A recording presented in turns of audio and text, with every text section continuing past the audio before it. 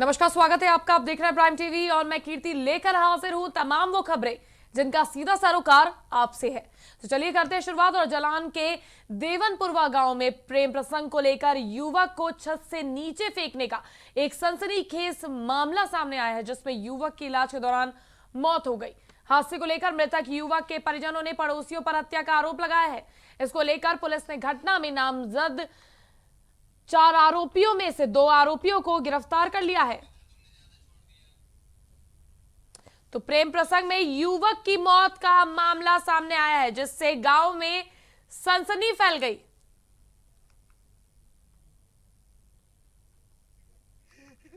साहब लड़का लड़की दोनों भाग गए थे। मैंने फोट फुसला के लड़का लड़की वाले ने मेरे ऊपर रिपोर्ट डाल दी थी। मैंने फोट फुसला के लड़का लड़की को थाने में सौंप दिया। थाने में सौंप दिया। भोर वहाँ पुलिस वालों ने लड़का मेरे हाथ में सौंप दिया, लड़की उनके हाथ में सौंप दी। लड़का को मैं घर ले गया साहब। लड़का बैठा ने को लेटरिन के लिए ऊपर गया। वहाँ 4 आदमी, 1 लेडीज़, 3 जेंट्स वहाँ तैयार ठाड़े थे। ऊपर लेटरिन है मेरी छत पे। उन्होंने साहब मुंह बांध लिया लड़के का, आवाज़ नहीं निकलने दी और गले में फांसी लगा दी बेल्ट से और सरिया से सीने में बार किया। सरिया में बार करके साहब उसे नीचे फेंक दिया। बच्चे की नीचे बीम थी, यहाँ से सरिया घुसा, यहाँ निकल गया साहब। कुटौंद के चौकी शंकरपुर क्षेत्र के देवनपुरवा गांव में कुछ व्यक्तियों द्वारा एक व्यक्ति के साथ मारपीट की घटना हुई थी, जिसकी छत से जो गिर गया था और उस संबंध में वो इलाज के दौरान उसकी मृत्यु हो गई है। इस संबंध में परिजनों से जो तारीख प्राप्त हुआ है उसके आधार पर मुकदमा पंजीकृत कर लिया गया है और इसमें शामिल 2 अभियुक्तों को गिरफ्तार कर लिया गया है। शेष अभियुक्तों के खिलाफ गिरफ्तारी का प्रयास किया जा रहा है और मामले की गहनता से जांच किया जा रहा है। जो भी तथ्य प्रकाश में आएंगे उसके आधार पर। प्रधानमंत्री नरेंद्र मोदी को आज एक और अंतर्राष्ट्रीय सम्मान दिया जाएगा। पीएम मोदी को आज सेरावीक वैश्विक ऊर्जा और पर्यावरण लीडरशिप पुरस्कार से नवाजा जाएगा। पीएम मोदी शाम 7 बजे सेरावीक सम्मेलन 2021 में अपना मुख्य भाषण देंगे। इस सम्मान समारोह में प्रधानमंत्री नरेंद्र मोदी वीडियो कॉन्फ्रेंसिंग के माध्यम से शामिल होंगे। इस वार्षिक अंतर्राष्ट्रीय सम्मेलन में ऊर्जा उद्योग के प्रतिनिधि, विशेषज्ञ, सरकारी अधिकारी, नीति निर्माता, प्रौद्योगिकी, आर्थिक और उद्योग क्षेत्र से जुड़े लोग हिस्सा लेंगे।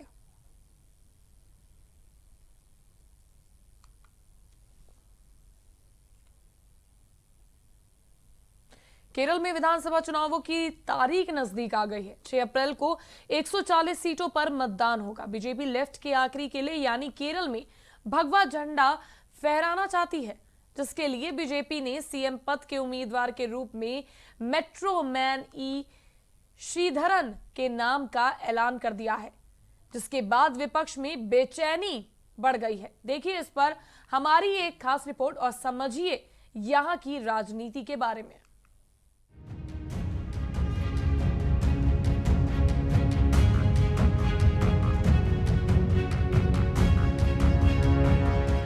केरल विधानसभा चुनाव की तारीखों के ऐलान के बाद राजनीतिक हलचल बढ़ गई है।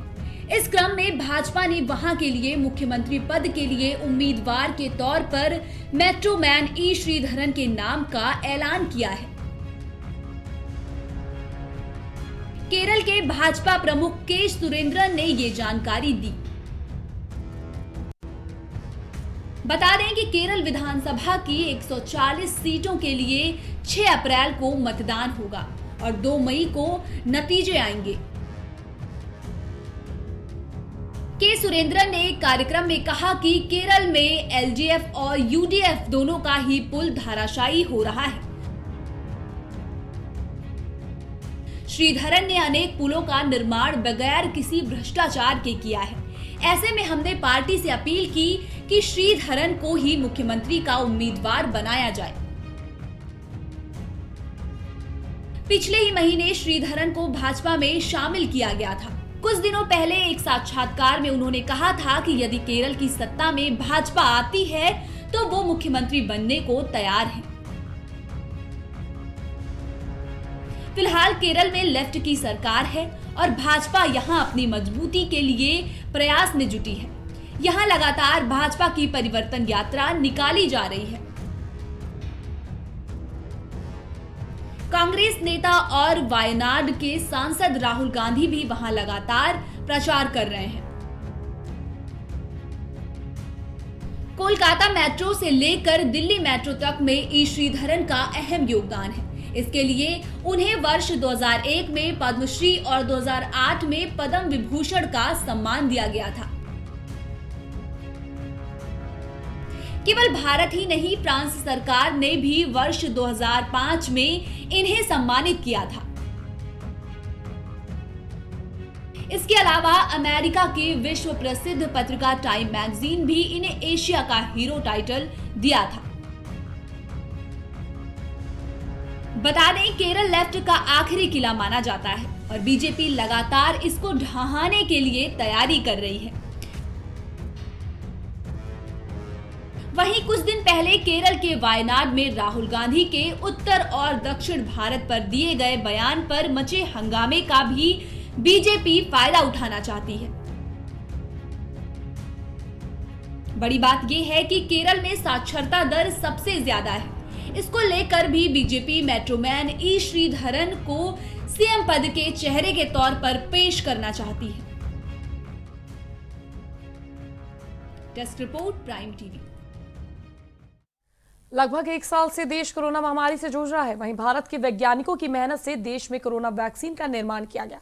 अब कोरोना वैक्सीन का दूसरा चरण शुरू हो गया है, जिसके चलते देशवासियों ने राहत की सांस ली है। जहां प्रधानमंत्री नरेंद्र मोदी और राष्ट्रपति रामनाथ कोविंद पहले ही वैक्सीन की पहली डोज लगवा चुके हैं। वहीं पूर्व पीएम मनमोहन सिंह और विपक्ष के कई नेताओं समेत वित्त मंत्री निर्मला सीतारमण और दिल्ली के सीएम अरविंद केजरीवाल ने भी वैक्सीन की पहली डोज ले ली है। देखिए ये रिपोर्ट।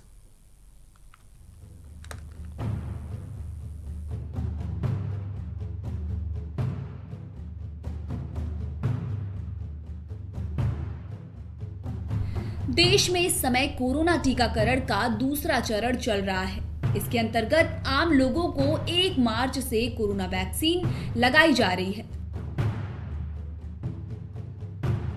देश के कई बड़े नेताओं ने वैक्सीन की पहली डोज लगवाई। इन नेताओं में मनमोहन सिंह, वित्त मंत्री निर्मला सीतारमण, दिल्ली के सीएम अरविंद केजरीवाल समेत कई अन्य बड़े नेता शामिल रहे।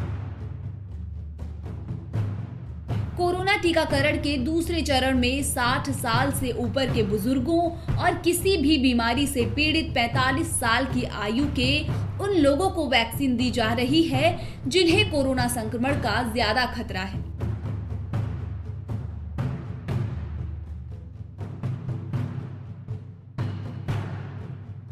केंद्रीय वित्त मंत्री निर्मला सीतारमण ने दिल्ली के वसंत कुंज स्थित फोर्टिस अस्पताल पहुंचकर कोरोना वैक्सीन की पहली डोज लगवाई। इसके साथ ही देश के पूर्व प्रधानमंत्री डॉक्टर मनमोहन सिंह ने भी कोरोना वैक्सीन लगवाई। मनमोहन सिंह और उनकी पत्नी गुरशरण कौर ने दिल्ली के एम्स पहुंचकर कोरोना वैक्सीन की पहली डोज लगवाई। दिल्ली के मुख्यमंत्री और आम आदमी पार्टी के नेता अरविंद केजरीवाल ने भी वैक्सीन की पहली डोज लगवाई। अरविंद केजरीवाल ने अपने माता पिता के साथ दिल्ली के एलएनजेपी अस्पताल में कोरोना वैक्सीन की पहली डोज लगवाई। इसके अलावा दिल्ली के उपराज्यपाल अनिल बैजल ने भी कोरोना वैक्सीन लगवाई। बता दें, इससे पहले पीएम नरेंद्र मोदी और राष्ट्रपति रामनाथ कोविंद कोरोना वैक्सीन की पहली डोज लगवा चुके हैं। सोमवार को दिल्ली एम्स में पीएम मोदी को भारत बायोटेक की बनाई कोविड वैक्सीन यानी कोवैक्सीन लगाई गई थी। वहीं राष्ट्रपति कोविंद ने आर्मी रिसर्च और रेफरल अस्पताल में कोरोना की पहली वैक्सीन लगवाई। बता दें, लगातार तरह तरह से कोविड वैक्सीन का विरोध कुछ लोगों द्वारा किया जा रहा था।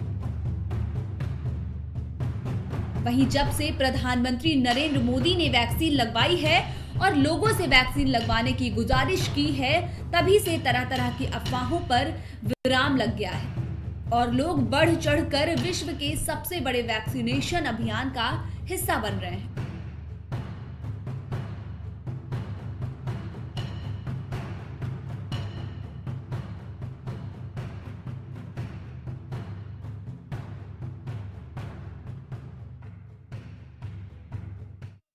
कोरोना के चलते लंबे वक्त से बंद पड़ी प्लेटफॉर्म टिकट की सेवा को एक बार फिर से राजधानी दिल्ली के प्रमुख स्टेशन पर शुरू कर दिया गया है। आधी रात से इस सेवा को शुरू किया गया है। रेलवे ने टिकट के दामों में भी 3 गुना इजाफा कर दिया है। बता दें कि पहले एक प्लेटफॉर्म टिकट के लिए आपको 10 रुपए खर्च करने पड़ते थे, वहीं अब 30 रुपए देने होंगे। देखिए ये रिपोर्ट।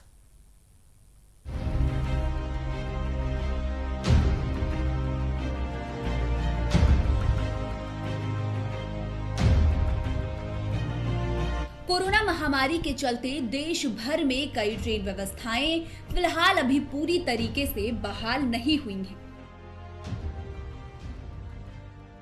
ऐसे में एक राज्य से दूसरे राज्य में जाने वाले तमाम मुसाफिरों को रेलवे स्टेशन पर जब उनके रिश्तेदार छोड़ने के लिए आते हैं तो उनको प्लेटफॉर्म टिकट लेना अनिवार्य होता है। कोरोना के बढ़ते मामलों के कारण प्लेटफॉर्म टिकट की सुविधा को 1 साल पहले बंद कर दिया गया था, ताकि सिर्फ मुसाफिर ही यानी जिनको ट्रेन में सफर करना है वही सिर्फ स्टेशन पर पहुंचे और स्टेशन पर भीड़ ना हो। लेकिन एक बार फिर इस सेवा को शुरू कर दिया गया है। दिल्ली ही नहीं, मुंबई में भी प्लेटफॉर्म टिकट के रेट बढ़ा दिए गए हैं, बल्कि यहां तो रेलवे ने 5 गुना कीमत कर दी है। सेंट्रल रेलवे ने मुंबई मेट्रोपॉलिटन रीजन के कुछ प्रमुख स्टेशनों पर प्लेटफॉर्म टिकटों की कीमत बढ़ा दी है। रेलवे के मुताबिक मुंबई के छत्रपति शिवाजी महाराज टर्मिनस, दादर और लोकमान्य तिलक टर्मिनस में 10 रुपए की पिछली दर के बजाय प्लेटफॉर्म टिकट की कीमत 50 रुपए कर दी गई है। प्लेटफॉर्म टिकट के रेट में हुई वृद्धि के साथ ही रेलवे की ओर से लोकल किराया में भी बढ़ोतरी कर दी गई है। रेलवे की ओर से पैसेंजर ट्रेन की जगह एक्सप्रेस ट्रेन की सेवा शुरू की गई है, जिसके किराए में भी बढ़ोतरी हुई है। मुसाफिरों को 10 की जगह 30 रुपए देकर लोकल में सफर करना होगा। अगर आपको दिल्ली से गाजियाबाद का सफर तय करना है तो उसके लिए 10 रुपए की जगह 30 रुपए देने पड़ेंगे। जाहिर सी बात है, इस फैसले से रेलवे ने यात्रा शुरू कर एक तरफ से तो यह सहूलियत दी है, वहीं दूसरी तरफ आम आदमी की जेब पर भी इसका सीधा असर पड़ने वाला है। हमारी इस खास रिपोर्ट में फिलहाल के लिए बस इतना ही। आपका ही मजा आएगा। देश और दुनिया की तमाम खास खबरें लेकर मैं फिर हाजिर होंगी। देखते रहिए प्राइम टीवी।